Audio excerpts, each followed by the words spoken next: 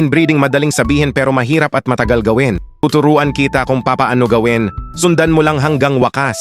Pero bago ko sisimulan, may mga dapat kang maintindihan upang magtagumpay ka sa prosesong ito. 3 P. Prepare, priming, and produce. Prepare mo muna ang A papares mo na lahi. Kailangan subok mo na ang mga ito. Sample itong gray na brood stag at ang pumpkin na brood hen.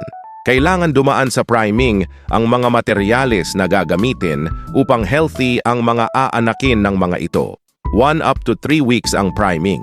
Sunod ay ang pagsalang sa kanila o ang pag-produce ng mga itlog 15 to 25 days ang kailangan. Brooding ng sisiw ang maituturing na pinakamahirap sa lahat. Dapat ay mapalaki mo sila na healthy upang mabilis na lang at magtatagumpay ka sa breeding. Nasa 186 days o 6 months upang makapagpili ka ng brood stag na 50-50 pumpkin na ibabalik mo sa brood hen na pumpkin. Unang labas 50-50, pangalawang 3, 4 at 7 na 8 pang tatlo. Ang 7-8 or 87-50 na blood percentage ng pumpkin ay pwede na siya i-lock up ang makapagpapalabas na tayo ng seed fowl. Masyadong matagal ang inbreeding pero sariling palahi at magiging proud ka sa iyong sarili dahil nakapagbuo ka ng sarili mong lahi ng manok.